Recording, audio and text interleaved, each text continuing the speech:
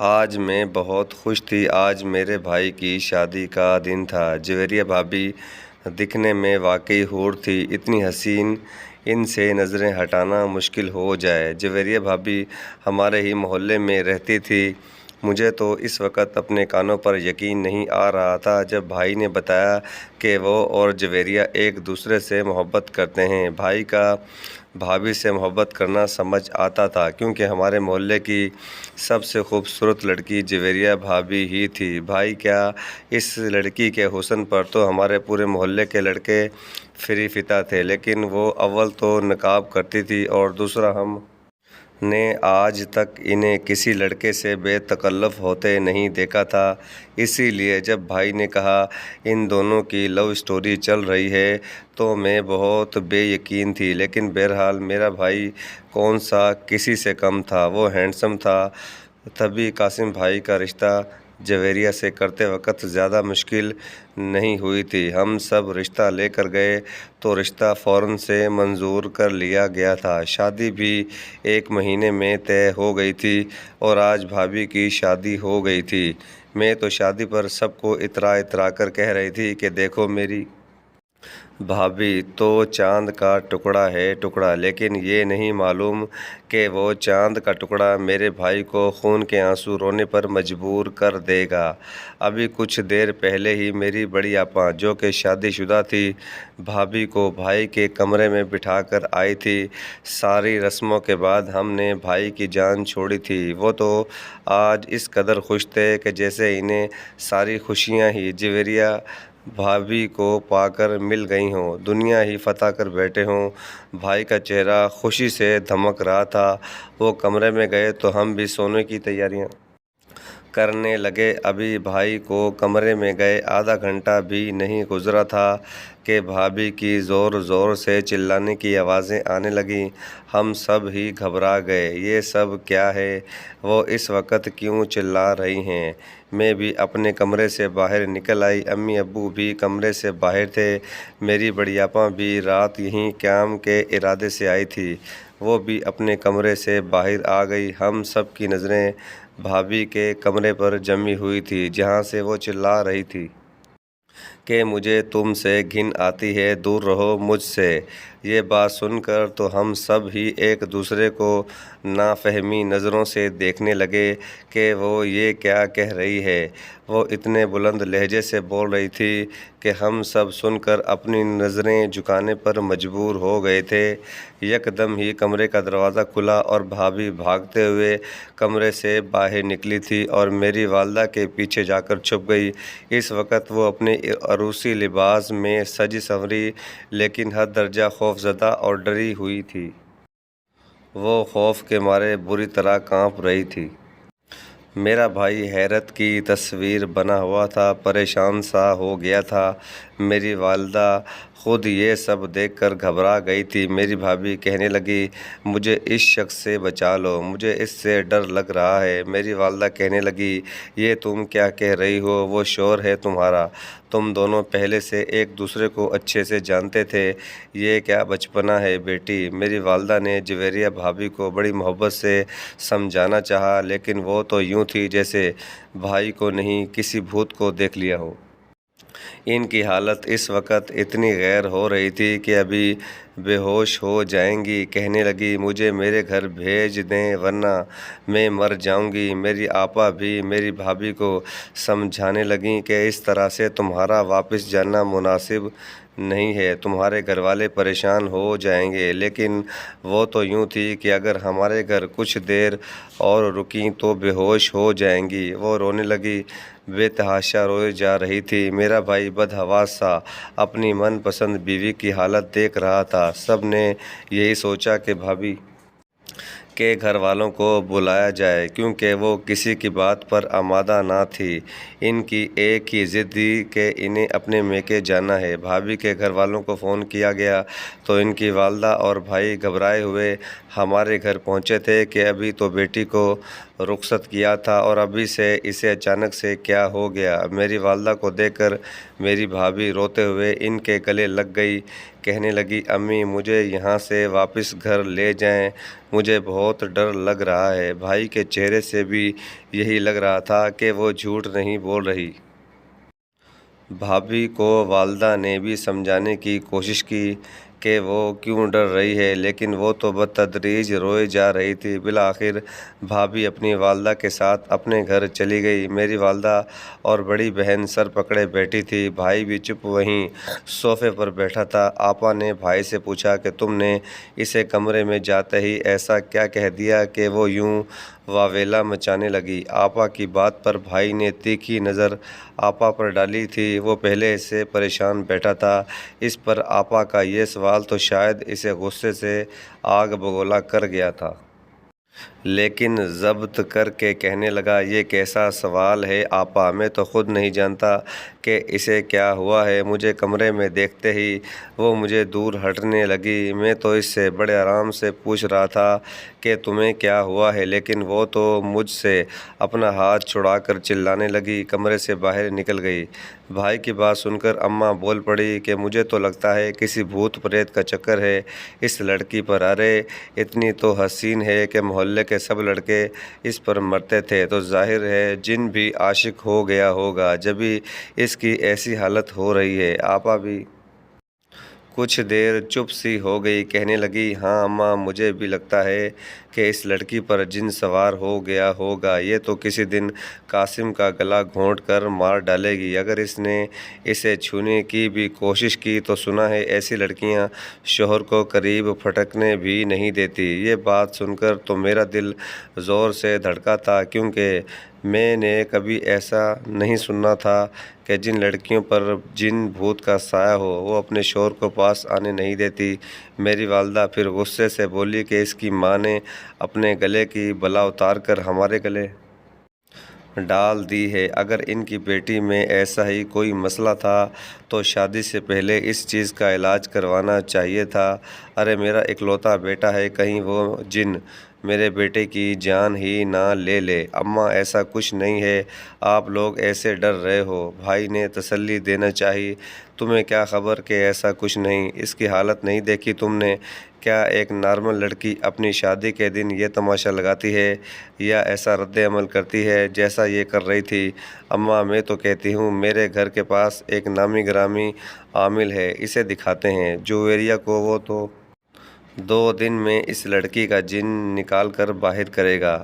بہت بحث کے بعد یہ طے ہوا کہ بھابھی پر جن کا سایہ ہے جس کا علاج کروایا جائے گا۔ اگلے روز جب بھائی بھابھی کو اس کے میکے سے گھر لایا تو وہ بالکل ٹھیک تھی، ایک اچھا فینسی جوڑا پہن کر تیار تھی، سب سے نارمل باتیں کر رہی تھی، بھائی کے چہرے پر بھی مسکراہٹ سی سج گئی تھی۔ میری آپا کے ساتھ بھائی بھابھی کو اس عامل کے پاس لے گئے۔ جب بھابھی واپس آئی اس نے اور بھائی نے تعویذ پہن رکھا تھا۔ آپا کہنے لگی کہ اس تعویذ سے بھابھی شیاطین جنات سے حفاظت میں رہیں گی۔ پورا دن بھابھی سب کے ساتھ بیٹھتی، ہنستی، مسکراتی رہی، لگ ہی نہیں رہا تھا کہ یہ وہی ہیں جو ایک رات پہلے چیخ رہی تھی، چلا رہی تھی۔ رات کو آپا واپس اپنے گھر چلی گئی، ہم سب بھی مطمئن ہو کر اپنے کمرے میں چلے گئے، لیکن رات کو پھر سے بھابھی کے چیخنے کی آوازیں آنے لگی، وہی شور اور واویلا۔ وہ پھر سے کمرے سے باہر نکل آئی اور اپنے میکے چلی گئی۔ 1 دن 2 دن بھابھی نے تو تماشا ہی پکڑ لیا تھا۔ میرے بھائی نے نہ جانے کتنے عاملوں کو اپنی بیوی کو دکھا دیا تھا، لیکن ان پر تو ہر علاج بے اثر تھا۔ دن بھر وہ بالکل ٹھیک رہتی، لیکن رات کو جیسے وہ یوں خوف زدہ ہوتی کہ اگر اپنے کمرے میں جاتی چلانے لگتی۔ جب تک میکے نہ چلی جاتی وہ چین سے نہ بیٹھتی، ان کی حالت غیر سی ہونے لگتی، جیسے ابھی بے ہوش ہو جائیں گی۔ میری آپا ایک بار اپنی والدہ سے کہنے لگی کہ مجھے لگتا ہے آپ کی بہو یہ سب جان بوجھ کر ڈرامہ کر رہی ہے تاکہ الگ گھر میں رہنے لگے، ہم یہ سمجھتے رہے کہ اس پر جن کا سایہ ہے، اس سے خوف کھانے لگیں اور اسے الگ کر دیں۔ آپا کی بات تو اب مجھے بھی ٹھیک ہی لگ رہی تھی، دن بھر وہ بالکل ٹھیک رہتی تھی، رات کو شور مچا دیتی تھی، ایسا ظاہر کرتی کہ ان پر کوئی جن قابض ہو چکا ہے جو بھائی کے پاس جانے نہیں دیتا۔ ایک بار بھائی اپنے کام سے جلدی واپس آ گئے اور بھابھی کچن میں کام کر رہی تھی۔ جب وہ سیدھا کچن میں آئے اور بھابھی سے کہنے لگے کہ ذرا کمرے میں آؤ، یہ کہہ کر بھائی اپنے کمرے میں چلے گئے۔ بھائی کا رنگ فک سا ہو گیا تھا، جیسے بھائی ان کے لیے کوئی غیر محرم ہوں۔ وہ حد درجہ گھبرا رہی تھی، جلدی جلدی رینک میں رکھے برتن دھونے لگی۔ میں نے انہیں کہا کہ آپ یہ رہنے دیں اور بھائی کی بات سن لیں، برتن میں دھو دیتی ہوں۔ کہنے لگی نہیں، مجھے ابھی کچن میں بہت کام ہے۔ نہ جانے کیوں وہ اڑی ہوئی رنگت کے ساتھ کام کیے جا رہی تھی، وہ جس قدر بدحواس تھی، کبھی کبھی تو مجھے ان پر ترس آنے لگتا تھا۔ پتہ نہیں ان کے ساتھ کیا مسئلہ تھا جو بھائی کے ساتھ تنہائی میں جانے سے وہ اتنا خوف زدہ ہونے لگتی، حالانکہ میرا بھائی تو دیوانوں کی طرح انہیں چاہتا تھا۔ ایک لڑکی کو اور کیا چاہیے ہوتا ہے، لیکن وہ نہ جانے کیوں عجیب تھی۔ میں نے کہا آپ بھائی سے اتنا ڈرتی کیوں ہیں؟ میری بات سن کر وہ مجھے کچھ دیر دیکھنے لگی، پھر کہنے لگی وہ میں تمہیں نہیں بتا سکتی۔ یہ کہہ کر وہ فریج سے آٹا نکال کر روٹیاں بنانے لگی۔ وہ بھائی کے بلاوے پر کمرے میں نہیں گئی تھی۔ مجھے ان کی اداس سی آنکھیں دیکھ کر کبھی یہ لگتا کہ شاید وہ بھائی کو نہیں کسی اور کو پسند کرتی تھی، اور بھائی کی سنگت انہیں پسند نہیں۔ انہیں مسئلہ ہم سب گھر والوں سے نہیں ہے بلکہ بھائی کے ساتھ ہے۔ لیکن جب وہ دن میں اپنے میکے واپس آتی تب بھائی کا ہاتھ پکڑے مسکراتے ہوئے آتی تھی۔ مجھے ان کی پراسرار سی شخصیت کچھ عجیب ہی لگ رہی تھی۔ ایک بار میں چائے بنا کر بھائی کو ان کے کمرے میں دینے گئی تو دروازے پر ہی ٹھٹک گئی۔ ان کے کمرے کا دروازہ ذرا سا کھلا ہوا تھا اور بھائی بھابھی سے کہہ رہے تھے تمہیں میرے ساتھ مسئلہ کیا ہے؟ وہ کہنے لگی مجھے تم سے گھن آتی ہے، کراہت محسوس ہوتی ہے، میرے پاس مت آیا کرو۔ یہ سن کر مجھے جھٹکا سا لگا تھا۔ ایسے لفظ تو کوئی بھی عورت اپنے شوہر سے نہیں کہہ سکتی، چاہے وہ شوہر اسے ناپسند ہی کیوں نہ ہو۔ وہ حسین تھی، بہت حسین، لیکن حسن پر ایسا بھی کیا غرور کہ شوہر کو یوں حقارت سے دھتکارا جائے۔ مجھے لگا بھابھی کی اس بات پر میرا بھائی آگ بگولا ہو کر اسے بہت کچھ سنائے گا، لیکن نہیں، وہ تو اس کے سامنے بے بسی سے ہاتھ جوڑے بیٹھے تھے، کہہ رہے تھے کہ بس کر دو میری سزا کو، کیوں مجھے اس طرح سے آزما رہی ہو؟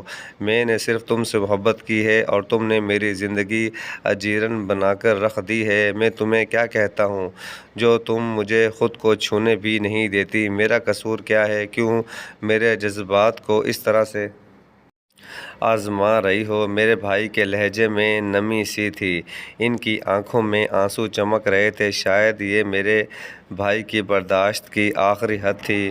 میری بھابھی بے اثر بیٹھی تھی، ایک لفظ نہیں بولی۔ اس کے جو میری آنکھوں نے دیکھا میں سوچ بھی نہیں سکتی تھی۔ میرا بھائی بیڈ سے اٹھ کر میری بھابھی کے سامنے گھٹنوں کے بل بیٹھ کر اپنے ہاتھ جوڑے پھوٹ پھوٹ کر رونے لگا، اور وہ خاموشی بے اثر سی بے حسی کی تصویر بھائی کے سامنے بیٹھی رہی، ایک لفظ بھی نہیں بولی۔ پہلی بار میں یہ سوچنے پر مجبور ہوئی کہ یہ کیسی محبت ہے جو میرے بھائی سے کرتی ہے کہ وہ ان کے سامنے رو رہے تھے اور وہ تھیں کہ کسی پتھر کے بت کی طرح بالکل بے جان سی بے تاثر ان کے سامنے بیٹھی تھی۔ میں وہیں سے پلٹ آئی۔ میں نے پہلی بار اپنے بھائی کو کسی کے سامنے یوں بلک بلک کر روتے دیکھا تھا۔ اگر میری بھابھی کو میرے بھائی سے محبت نہیں تھی تب بھی مرد کی محبت دیکھ کر عورت پگھل ہی جاتی ہے۔ یہ کیسی سخت دل عورت تھی۔ رات کو وہ بڑی خاموشی سے چادر اوڑھے اپنے میکے چلی گئی۔ اس بار میرے بھائی نے بھی انہیں نہیں روکا۔ صبح وہ اپنے کام پر جانے کے بعد واپس آئی اور گھر کے کاموں میں مصروف ہو گئی۔ مجھے پہلی بار وہ بری لگ رہی تھی۔ ایسی بھی کیا اکڑ، ایسا بھی اپنے حسن پر کیا ناز کہ سامنے والے کو بالکل ہی ذلیل و خوار کر دے۔ میں نے بھابھی سے کہہ دیا کہ آپ کو میرے بھائی سے اتنی گھن کیوں آتی ہے؟ کیا ان سے محبت کرتے ہوئے گھن نہیں آتی تھی؟ وہ نہ رنگت کے کالے ہیں، نہ شکل و صورت کے اتنے گئے گزرے کہ آپ ان سے یوں نفرت کا اظہار کریں۔ وہ مجھے کہنے لگی کہ تم سچ نہیں جانتی، تمہیں پتہ ہے کہ تمہارا بھائی کیا ہے اور کیسا ہے؟ میں نے کہا، کیسا ہے میرا بھائی؟ میں اپنے بھائی کو اچھی طرح سے جانتی ہوں، پورا بچپن ہمارا ایک ساتھ گزرا ہے۔ اگر آپ نے اس سے محبت نہیں کی تب بھی عورت ایسا ہی شوہر چاہتی ہے جو اس کا دیوانہ ہو، اس سے محبت کرتا ہو۔ آخر میرے بھائی میں کس بات کی کمی ہے؟ میری غصے بھرے لہجے اور میری بات سن کر وہ تلخی سے مسکرائی، کہنے لگی، کسی دن آپ بھائی کے کمرے میں میری جگہ بیٹھ کر دیکھو تو تمہیں پتہ چلے کہ میں کس دوہری اذیت سے گزرتی ہوں۔ میرے لیے تمہارے بھائی کی سنگت میں پھولوں کی سیج بھی کانٹوں کی مانند چبھتی ہے۔ میں نے سوچ لیا کہ دیکھ لیتی ہوں کہ ایسی بھی کیا وجہ ہے۔ میں نے رات بھابھی کو میکے جانے سے روک دیا اور انہیں اپنے کمرے میں سونے کا کہہ کر جو ان کا لباس پہن کر چادر اوڑھ کر بھائی کے کمرے میں چلی گئی۔ چونکہ میں نے چادر سے آدھا گھونگھٹ نکال رکھا تھا، اسی لیے میرا بھائی مجھے پہچان نہ سکا اور مجھ سے کہنے لگا کہ تم آج اپنے میکے نہیں گئی؟ میں نے نفی میں سر ہلا دیا۔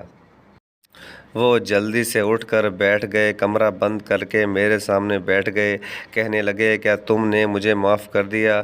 میں نے اس پر بھی نفی میں سر ہلا دیا۔ وہ کہنے لگے، بے شک میری غلطی بہت بڑی تھی، لیکن اگر تم معاف کر دو تو میں تمہیں بہت خوش رکھوں گا، اپنی ہر غلطی کی تلافی کرنے کو تیار ہوں۔ میں نے بس یہ کہا کہ وہ میرا گھونگھٹ اٹھانے سے پہلے اپنی غلطی کا اعتراف میرے سامنے کر دے۔ جو باتیں میرے بھائی نے مجھے بتائیں وہ سن کر تو میرے پیروں تلے سے زمین ہی نکل گئی تھی۔ مجھے اپنے کانوں پر یقین نہیں آ رہا تھا کہ میرا بھائی کا اتنا گھناؤنا روپ بھی ہو سکتا ہے۔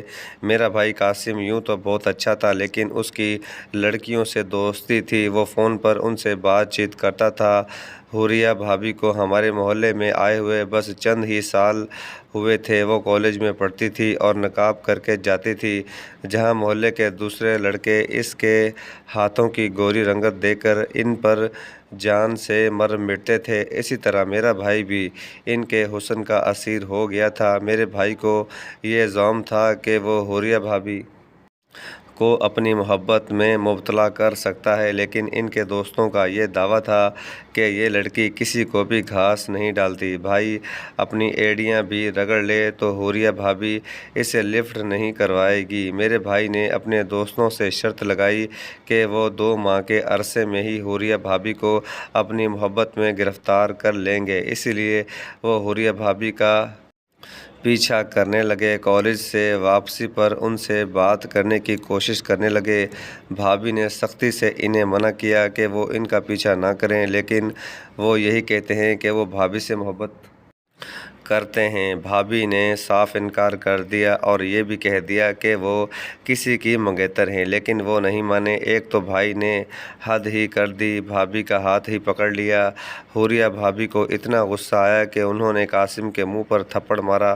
وہ اپنے کالج کے باہر تھی، اسی لیے یہ تماشا سب نے دیکھا۔ بہت سے نوجوان لڑکے جو اپنی بہنوں کو کالج سے لینے آئے تھے، انہوں نے بھی بھائی کا گریبان پکڑ لیا اور مار پیٹ بھی کی کہ تمہیں شرم نہیں آتی، لڑکی کو تنگ کرتے ہو۔ میرے بھائی نے اس بات کو اپنی انا کا مسئلہ بنا لیا۔ وہ بھابھی سے ہر صورت اس تھپڑ کا بدلہ لینا چاہتے تھے، اسی لیے انہوں نے اپنے دوستوں کے ساتھ مل کر جب بھابھی کالج جانے کے لیے بس سے اتری، بھائی نے انہیں ایک گاڑی میں کھینچ کر بٹھا لیا اور ان کے ناک پر رومال رکھ کر انہیں بے ہوش کر دیا۔ قاسم بھائی انہیں اپنے ایک دوست کے گھر لے گئے جو خالی پڑا تھا اور انہیں کمرے میں بند کر دیا۔ جب بھابھی کو ہوش آیا تھا، وہ بھائی کو کمرے میں دیکھ کر رونے لگی، کہنے لگی کہ وہ انہیں جانے دے۔ پہلی بار میرے بھائی نے بھابھی کو بنا نقاب کے دیکھا تھا، اسی لیے ان کا حسن دیکھ کر وہ بے خود سے ہو گئے تھے۔ پھر بدلے کی آگ بھی سینے میں بھڑک رہی تھی۔ بھابھی کے آنسو، رونا دھونا، منت سماجت کچھ بھی کام نہیں آئی۔ میرا بھائی شادی سے پہلے ہی حوریہ بھابھی کو پامال کر چکا تھا اور ان کی کچھ نازیبا قسم کی تصاویر بھی لے چکا تھا۔ میری بھابھی کے ساتھ جو کچھ بھائی نے کیا تھا وہ صرف ان سے نفرت ہی کر سکتی تھی۔ میرے بھائی نے کہا کہ وہ انہیں کسی اور کے قابل بالکل بھی نہیں چھوڑے گا، اسی لیے جب وہ اپنا رشتہ ان کے لیے بھیجے تو وہ مان جائیں، ورنہ ان کی تصاویر ان کے بھائی اور باپ کے نمبر پر بھیج دے گا۔ بھابھی روتے دھوتے اپنے گھر چلی گئی۔ اس بات کا علم کسی کو بھی نہیں تھا۔ میری بھابھی نے پہلے اپنے منگیتر سے رشتہ توڑ دیا، یہ کہہ کر کہ وہ کسی اور سے محبت کرتی ہیں۔ یہ بات ایسی تھی کہ ان کے گھر والوں نے انہیں بہت برا بھلا کہا کہ انہوں نے اپنے باپ بھائی کی عزت کا بھی نہیں سوچا، لیکن وہ بھی مجبور تھی۔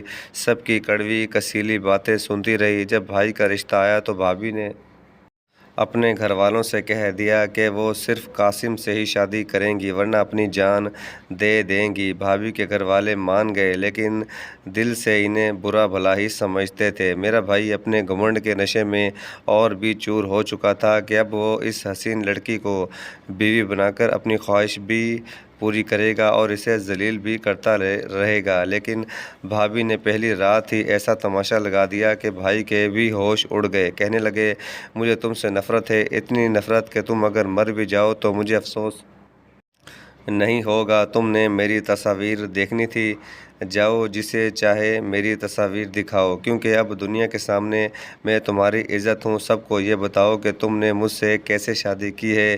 بھائی نے کہا، بے شک انہوں نے سب کچھ بدلے کے لیے کیا تھا، لیکن بھابھی کو دیکھ کر وہ ان سے محبت کر بیٹھے تھے، اسی لیے وہ سب کچھ بھول جائیں۔ لیکن ایسا حادثہ عورت کبھی نہیں بھول سکتی اور نہ ہی ایسے شخص کو اپنا سکتی ہے۔ وہ کہنے میں تم سے کبھی محبت نہیں کر سکتی، تمہیں کبھی بھی اپنے پاس برداشت نہیں کر سکتی، کیونکہ جو کچھ تم نے میرے ساتھ کیا ہے مجھے تم سے گھن آتی ہے، کراہت محسوس ہوتی ہے۔ وہ چلا چلا کر کہنے لگی تو بھائی بھی گھبرا گئے۔ بھابھی کو شاید وہ اذیت یاد آنے لگی تھی جو انہوں نے سہی تھی، اسی لیے وہ کمرے سے باہر نکل گئی۔ ان کی شدت نفرت سے حالت غیر ہونے لگی۔ یہ بات کسی بھی عورت کے لیے ناقابل برداشت ہی ہو سکتی ہے جو حوریہ بھابھی کے لیے تھی۔ یہی وجہ تھی کہ بھائی جب بھی ان کے قریب آنے کی کوشش کرتے، بھابھی چلانے لگتی، چیخنے لگتی۔ بھائی کو اپنی غلطی کا احساس بھی ہو چکا تھا اور وہ بھابھی کی محبت میں گرفتار بھی ہو چکا تھا، لیکن وہ صرف ان سے نفرت ہی کرتی تھی۔ یہ ساری حقیقت بتا کر بھائی نے جب میرا گھونگھٹ اٹھایا تو ان کی رنگت ہی بدل گئی، وہ کچھ بھی بولنے کے قابل ہی نہیں رہے اور اپنے بھائی کا یہ گھناؤنا روپ دیکھ کر میرے آنسو تواتر سے بہہ رہے تھے۔ میں نے کہا، بھائی مجھے تو آپ پر بڑا ناز تھا کہ میرا بھائی دنیا کا سب سے بہترین انسان ہے، لیکن آپ نے یہ سب کیا کیا؟ ایک معصوم سی لڑکی کی زندگی برباد کر دی۔ حوریہ بھابھی آپ کے ساتھ جو کچھ بھی کر رہی ہیں ٹھیک کر رہی ہیں، یہ کہہ کر میں ان کے کمرے سے باہر آ گئی اور بھائی کی حقیقت بھی سب کو بتا دی۔ بھائی نے سب کے سامنے ہاتھ جوڑ کر بھابھی سے معافی مانگی تھی۔ اس کے بعد بھابھی نے بھائی کو اپنا تو لیا، لیکن آج بھی وہ ان کی سنگت میں خوش نہیں ہیں اور بھائی وہ کبھی بھی بھابھی کے سامنے نظریں اٹھا کر بات نہیں کر سکتے۔ یہ اس گناہ کا اثر ہے جو میرے بھائی نے کرنے سے پہلے نہیں سوچا کہ اس کا انجام کیا ہوگا، اور اب ایک ایسی اذیت بھری زندگی جی رہا ہے کہ جس میں بیوی روز اس سے نفرت کا اظہار کرتی ہے۔ ویڈیو دیکھنے کا شکریہ۔